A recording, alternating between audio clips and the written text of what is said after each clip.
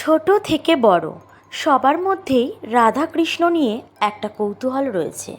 তা হলো রাধাকৃষ্ণের কেন বিবাহ হয়নি।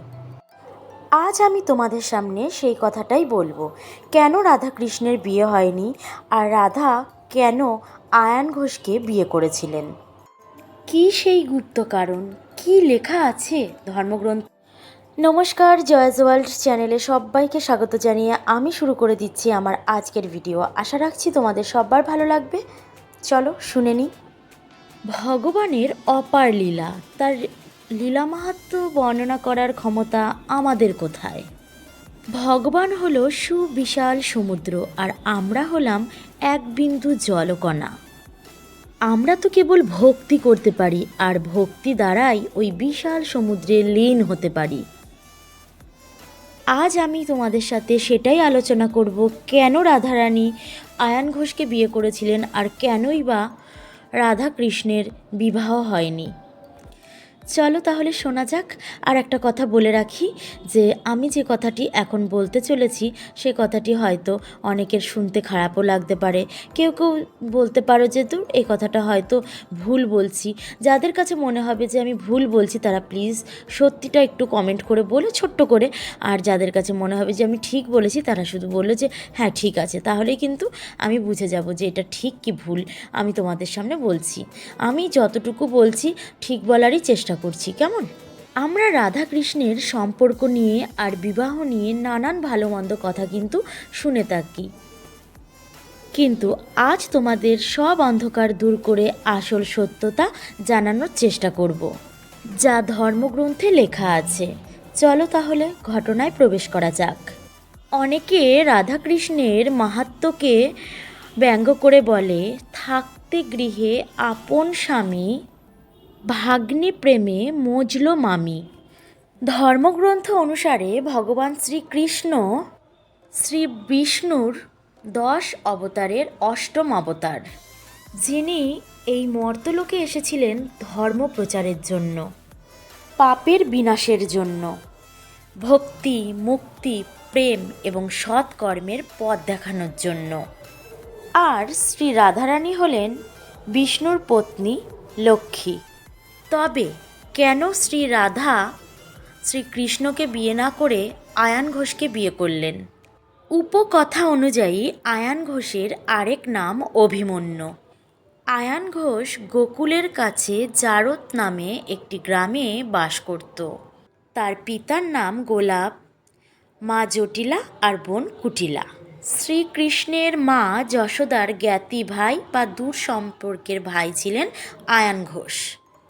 আর শ্রী রাধার সাথে আয়ান ঘোষের বিবাহের মূল উদ্যোক্তা ছিলেন শ্রীকৃষ্ণের পিতা নন্দরাজ। সেই সূত্র অনুযায়ী উপকথায় রয়েছে শ্রীকৃষ্ণ আয়ান ঘোষের ভাগ্নে এবং শ্রী রাধা আয়ানের পত্নী।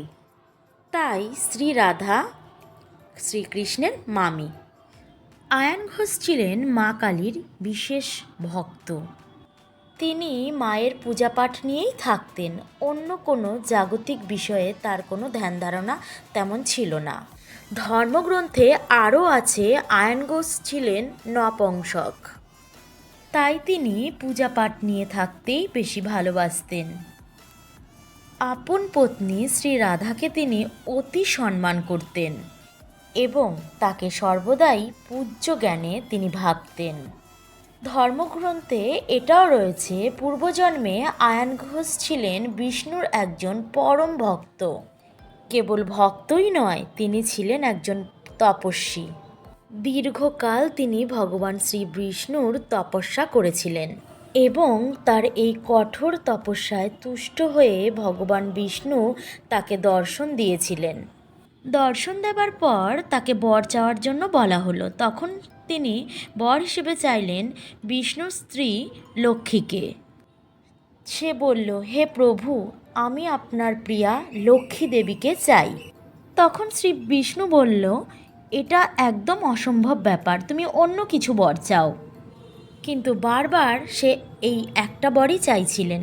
তখন শ্রী বিষ্ণু তাকে সেই বর দিলেন না এবং সেখান থেকে অন্তর্ধান হয়ে গেলেন। এরপর সে কঠোর তপস্যা শুরু করলেন। তার চারপাশে আগুন জ্বালিয়ে আগুনের গণ্ডির ভেতরে সে তপস্যা শুরু করল।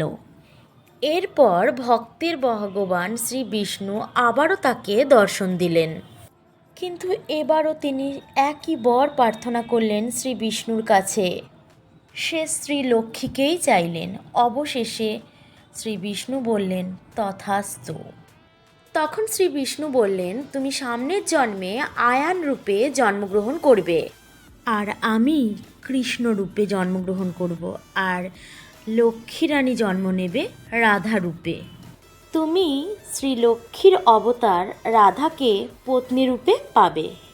তবে তুমি থাকবে নপুংসক, আর জগৎ জানবে রাধা তোমার পত্নী। কিন্তু তোমার কাছে রাধা পূজিতা দেবী হিসাবেই থাকবে, আর রাধা কৃষ্ণের পুজো হবে জগৎ জুড়ে। এই বলে ভগবান বিষ্ণু সেখান থেকে অন্তর্হিত হন। আর এই জন্যই শ্রী রাধার বিয়ে হয় আয়ান ঘোষের সাথে। আর আয়ান ঘোষও সর্বদা শ্রী রাধাকে দেবী হিসাবেই পূজিত করতেন। কিছু কিছু ধর্মকথায় বর্ণিত আছে আয়ান ঘোষ মা কালীর ভক্ত ছিলেন। তিনি যখন মা কালীর পুজো করতেন তখন মা কালীর বিগ্রহে রাধারানীকে দেখতে পেতেন, এবং শ্রী রাধার পুজোও কিন্তু তিনি করতেন। রাধাকৃষ্ণের কেন বিবাহ হয়নি এই নিয়ে আরও একটি কথা বর্ণিত আছে ধর্মগ্রন্থে। রাধারানী একবার শ্রীকৃষ্ণকে জিজ্ঞেস করলেন, কেন আমাদের বিয়ে সম্ভব নয়, কেন হতে পারে না আমাদের বিবাহ? রাধে, ওই জলাশয়ের সামনে গিয়ে তোমার প্রতিচ্ছবি দেখো তো, আর আমাকে তুমি বলো যে তুমি কি দেখতে পেলে। শ্রী রাধা তার প্রতিচ্ছবিতে দেখতে পেল শ্রীকৃষ্ণের ছবি। তখন রাধা কৃষ্ণকে এই কথাগুলো বলল। তখন শ্রীকৃষ্ণ হেসে বললে, হে রাধে, রাধা আর কৃষ্ণ তো আলাদা নয়। যে রাধা সেই কৃষ্ণ, রাধা কৃষ্ণের কোনো ভেদ নেই। রাধা কৃষ্ণের বন্ধন সর্ববন্ধনের ওপরে এবং শ্রেষ্ঠ, অন্য কোনো বন্ধনের কি প্রয়োজন? হরে কৃষ্ণ। আসলে ভগবানের লীলা মাহাত্ম্য অপার। তার লীলা মাহাত্ম্য বোঝার সাধ্য কজনের আছে? আজকের মতো এই পর্যন্তই। আবার দেখা হবে অন্য একটা নতুন ভিডিওর সাথে। ততক্ষণ তোমরা সবাই খুব ভালো থেকো আর আনন্দে থেকো। আর এতক্ষণ যারা যারা আমার এই গল্পটা শুনলে তাদেরকে অনেক অনেক ধন্যবাদ, আর যারা না শুনে অর্ধেক রাস্তায় চলে গেছো তাদেরকেও অনেক ধন্যবাদ। টাটা।